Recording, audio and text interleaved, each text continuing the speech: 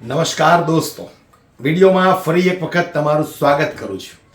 આજે મારે ખેડૂતલક્ષી જે જાહેરાત કરી છે આ મુખ્યમંત્રીએ એના વિશે મારે થોડી ચર્ચા કરવી છે।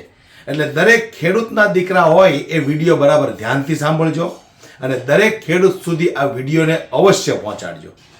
તમને ખ્યાલ હોય તો થોડા દિવસ પહેલા સરકારે એવી જાહેરાત કરી છે કે જે ખેડૂત કપાસનું વાવેતર કરશે એ ખેડૂતને હેક્ટર દીઠ 14,000 રૂપિયા આપવામાં આવશે। એટલે ખેડૂત બિચારા ભોળા, એટલે ખેડૂત તો આવી જાહેરાતો સાંભળે એટલે એને એમ થાય કે વાહ, કેટલી સરસ મજાની જાહેરાત કરી છે, હવે તો આપણે કપાસનું વાવેતર જ કરવું છે, આપણને હેક્ટર દીઠ 14,000 રૂપિયા તો મળશે। પણ અસલી રહસ્ય શું છે આજે હું તમારી સામે એક ખુલાસા કરવાનો છું, માટે વિડીયોમાં અંત સુધી જોડાયેલા રહેજો અને દરેક લોકો સુધી આ વિડીયોને શેર કરજો કે સરકાર ખેડૂતોને કેવી રીતે મૂર્ખ બનાવે છે। અને સ્વાભાવિક છે કે જીતુ વાઘાણી જેવા કૃષિ મંત્રી હોય એટલે એ લોકો કઈ રીતે નિર્ણયો લેતા હોય, કેવા પ્રકારના પરિપત્રો બહાર પાડતા હોય એ ખુદ એમને પણ ખબર ન હોય, કારણ કે એમના બાપ દાદાએ કોઈ ખેતી તો કરેલી છે નહીં। આ બધા તૈયાર માલ ઉપર બેહી ગયેલા લોકો છે, એટલે એને શું ખબર પડે? એને તો એમ હોય કે આપણે જે કાંઈ નવો પરિપત્ર બહાર પાડશું, કાંઈ નવી યોજનાઓ લાવશું તો આ ખેડૂત તો બિચારા ભોળા છે એટલે બધી વાત આપણી માની લેશે અને આપણી વાહવાહી કરશે। પણ આવા જ ભાંડા ફોડવા માટે અમારી જેવા લોકો માર્કેટમાં છે, જે રીતે ખેડૂતોને આ લોકો મૂર્ખ બનાવે છે। હવે એ લોકોએ એવું કીધું છે કે ભાઈ દરેક જેટલા ખેડૂતો કપાસનું વાવેતર કરશે એને 1 હેક્ટર દીઠ 14,000 રૂપિયાની સરકાર સહાય કરશે। તો આમાં અસલમાં વાત શું છે? જે લોકો ખેડૂતના દીકરા હશે, ખેડૂત હશે, એને ખબર હશે। મારે તો બહુ ખેતી સાથે બહુ એટલું બધું છે નહીં, કેમ કે હું તો 15 વર્ષથી મારી જમીન છે પણ ત્યાં ગયેલો નથી, પણ અનુભવ તો આપણને છે કારણ કે અમે ખેડૂતના દીકરાઓ છીએ। હવે કપાસનું વાવેતર મોસ્ટ ઓફલી તમે જુઓ તો દરેક ખેડૂત 4.5, 5 કે 6 ફૂટના અંતરે કપાસનું વાવેતર કરતા હોય, મતલબ કે બે કપાસ વચ્ચે, છોડ વચ્ચે એટલો અંતર રાખતા હોય, 4.5 થી 6 ફૂટની વચ્ચેનું અંતર મિનિમમ રાખતા હોય, ત્યારે જ આ કપાસ એટલો મોટો થાય, એમાં ફાલ આવે। હવે એકદમ નજીક કપાસ હોય તો કપાસ કઈ રીતે મોટો થવાનો છે? પણ આ ચોરના દીકરાઓ હું જાહેરાત કરીશ ખબર તમને? એ પાછું ઉલ્લેખ ન કરે, નહીતર તો ભાંડો ફૂટી જાય।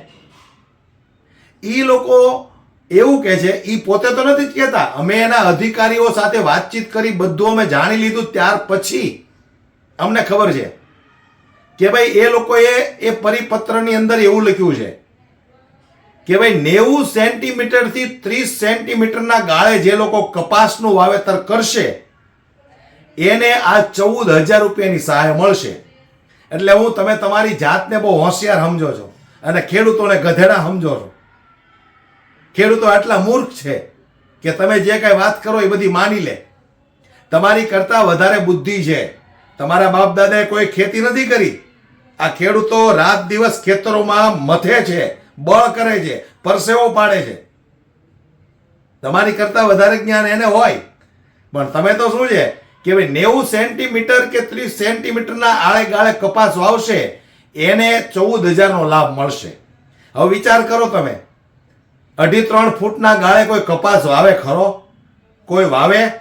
એટલે આ ચોર અધિકારીઓ, મંત્રીઓને મારે કહેવું છે કે ખેડૂતોને મૂર્ખ બનાવવાનું બંધ કરો તમે। અને આ વાતને લઈને ખેડૂતના નેતા લાલજીભાઈ દેસાઈ ખૂબ ગુસ્સે થયા છે। લાલજીભાઈ દેસાઈએ જે રીતે વાત કરી છે આપણે એમને પણ સાંભળવા છે, પણ વિડીયો પૂરો સાંભળજો એટલે તમને ખબર પડે કે મંત્રી સંત્રીઓ તમને કેવા મૂર્ખ બનાવે છે, સમગ્ર ગુજરાતના ખેડૂતોને કેટલા મૂર્ખ બનાવે છે। આ વિડીયો તમે એક વખત સાંભળો, જે રીતે લાલજીભાઈ દેસાઈએ આખી ઘટના વિસ્તારપૂર્વક વાત કરી છે। નમસ્કાર ખેડૂત મિત્રો, ગુજરાત સરકારે ફરી એક વખત આપણી સાથે છેતરપિંડી કરી। કપાસનું વાવેતર કરો તો કપાસનું વાવેતર કરો તો તમને હેક્ટરે સરકાર, પાછળ આપણે ધજાજી છે દ્વારકા લઈને જે નીકળ્યા છીએ, આ બધી યાત્રામાં તમને બહેનોને એવું જોવા મળશે, ભાઈઓ જોવા મળશે। પણ મારે જે મૂળ વાત કરવી છે, અમારે ઉમરાળાથી તાલુકા કોંગ્રેસના પ્રમુખ શક્તિભાઈએ મારું ધ્યાન દોર્યું કે શક્તિભાઈએ મને હમણાં કહ્યું, અને હમણે ખેતીવાડી અધિકારી ભાવનગર હારે વાત પણ કરી, અલગ અલગ બીજા ખેતીવાડી અધિકારીઓ હારે વાત કરી. સરકાર જે છે ને ખેડૂતોને જાણે મૂર્ખા સમજતી હોય એવું લાગે. એમને એમ હોય કે ખેડૂતને કાંઈ ખબર નથી પડતી. જીતુભાઈ, તમારા ભાવનગર જિલ્લામાંથી જ અમે બરાબર માહિતી લીધી. તમે જ્યાંથી ચૂંટાઈને આવ્યા છો ત્યાંથી જ તમારી માહિતી લીધી છે. ગુજરાત સરકાર, મુખ્યમંત્રી ભૂપેન્દ્રભાઈ તમારી સરકાર અને ગુજરાતના બની બેઠેલા સુપર સીએમ એટલે કે ઉપમુખ્યમંત્રી હર્ષભાઈ તમારી સરકાર ખેડૂતોને નર્યા મૂર્ખ બનાવવાનું કામ કરે છે. કપાસનું વાવેતર, તમને ખબર છે કે આખા ગુજરાતમાં કપાસનું વાવેતર જે છે એ 4.5 ફૂટ, 5 ફૂટ, 6 ફૂટના અંતરે, અમારી બાજુ જે છે 72 ગાળે થાય એટલે 6 ફૂટ થયું, મોટા ભાગનું જે છે 60 ગાળે થાય એટલે 5 ફૂટ, ક્યાંક કશેક રહી જાય તો એ 56 ગાળે હોય. આ રીતના અલગ અલગ જે છે એ કપાસના વાવેતર હોય. તમારા પોર્ટલમાં તમારા અધિકારીઓના કહેવા મુજબ 90 સેન્ટીમીટર બાય 30 સેન્ટીમીટરના ગાળે કપાસ વાવ્યો હોય તો 14,000 રૂપિયા હેક્ટરે મળે. આ તમે લોકોને ગધેડા સમજો છો કે તમે ગધેડા છો? કઈ ખબર નથી પડતી. ગુજરાતના વહીવટ કરતા હો, ગધેડાને તાવ આવે એવી વાતો કરો છો. ગુજરાતમાં કયા વિસ્તારમાં 3 ફૂટના ગાળે વાવેતર થાય? અમારી બાજુ બુલેટ ઘાસ છે ને એ 3 ફૂટના ગાળે વાવે ઘાસચારો. કપાસ 3 ફૂટના ગાળે કઈ હોય છે અત્યારે? તમારે નવેસરથી ડેન્સ કોટન વાળું કરવું હોય તો તમારે 6 મહિના. પાલભાઈ, આ ગુજરાતના મુખ્યમંત્રી અને કૃષિ મંત્રી ગુજરાતના લોકોને મૂર્ખ બનાવવા નીકળ્યા છે. એટલે મુખ્યમંત્રીના બદલે અમારે મૂર્ખ મંત્રી કહેવા પડે, કૃષિ મંત્રીના બદલે જે છે એ ડોબા મંત્રી કહેવા પડે, એવા ધંધા તમે લોકો કરો છો. ખુરશી મંત્રી, બહુ સરસ શબ્દ વાપર્યો પાલભાઈ, કે એક જે છે મૂર્ખ એટલે મુખ્યમંત્રીને જાણે મૂર્ખ મંત્રી હોય એવી રીતે થઈ રહ્યું છે. અને બીજી બાજુ આ કૃષિ મંત્રી નહીં ખુરશી મંત્રી હોય. આ ખેડૂતના દીકરા છો તમે, એવું તમારા પેલામાં લખેલું છે. ગુજરાતના અનેક ધારાસભ્યોમાં લખ્યું છે. તમને આ ગુજરાતના ધારાસભ્યો ડોબા જેવા દલાલોને ખબર નથી પડતી કે 3 ફૂટના ગાળે કપાસ ના વવાય?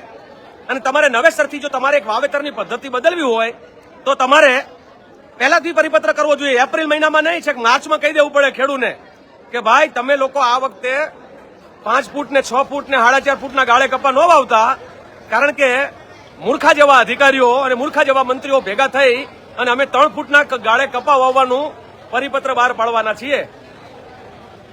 બધા કાં તો ખોટા ફોર્મ ભરશે અને કાં તો પછી લોકો જે છે સહાય વગરના રહી જશે.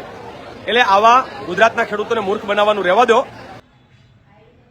હવે આ વિડીયો સાંભળ્યા પછી તમને એવું લાગે છે કે સરકાર 14,000 રૂપિયાની જે જાહેરાત કરી છે એ કોઈ ખેડૂત 14,000 રૂપિયાનો લાભ લઈ શકશે? 2.5-3 ફૂટના ગાળે તમે કપાસ વાવો તો તમને એનો લાભ મળે, પણ હવે તમે 2.5-3 ફૂટના ગાળે કપાસ વાવો તો તમારા કપાસની અંદર કઈ એવો ફાલ ન આવે. એટલે તમે તો ત્યાં જ રહેવાના છો. આ તો માત્ર ને માત્ર ખેડૂતોને મૂર્ખ બનાવવા માટે આ લોકો નત નવા ગતકડાઓ લાવે છે. હવે જે લોકોનો ખેતીનો વિષય એટલો બધો ન હોય એ લોકોને તો શું થાય કે ભાઈ સરકારે ફરી એક વખત ખેડૂતો માટે કેટલી સરસ મજાની જાહેરાત કરી. અરે મૂર્ખ મંત્રીઓ, ત્યાંથી તમે આવું જ્ઞાન લઈને આવો છો? શરમ જેવું છે કે નહીં તમને લોકોને? ખેડૂતોને આટલા મૂર્ખ બનાવો છો તમે લોકો. જે અન્નદાતા છે એને મૂર્ખ બનાવો છો તમે લોકો. ખેડૂતો કદાચ ભલે ભણેલા ગણેલા નહીં હોય, પણ એની પાસે તમારા કરતા કોઠાહૂસ બહુ સારી છે. તમે બધા તો એર કન્ડિશન ઓફિસમાં બેને કાજુ બદામ ખાય ને ભાંગેલા ભૂક્કા જેવા થઈ ગયા છો. તમારી પાસે શું વિચાર શક્તિઓ હોય? તમારી પાસે એક જ વિચાર શક્તિ હોય કે લોકો આપણને વોટ કઈ રીતે આપશે. આપણે લોકોની સામે એવું આપણે બટકું ફેંકશું કે આવનારી ચૂંટણીમાં વધુમાં વધુ લોકો આપણને વોટ આપે. હવે આ નથી આ મુખ્યમંત્રીના કોઈ બાપ દાદાએ ખેતી કરી, નથી કૃષિ મંત્રીના બાપ દાદાએ ખેતી કરી, નથી ડેપ્યુટી સીએમના બાપ દાદાએ ખેતી કરી, નથી વડાપ્રધાનના બાપ દાદાએ ખેતી કરી. તો આ લોકોને ખેતીનું શું જ્ઞાન હોય? એટલે આ બધા માત્ર ને માત્ર ખેડૂતોને મૂર્ખ બનાવવા માટે નીકળ્યા છે. પણ હવે ખેડૂતોને મારે એટલું કહેવું છે કે હવે ખરેખર જાગી જજો. આ વિડીયો બાબતે તમારું શું કહેવું છે મને કોમેન્ટ બોક્સમાં જરૂરથી જણાવજો. જય હિન્દ.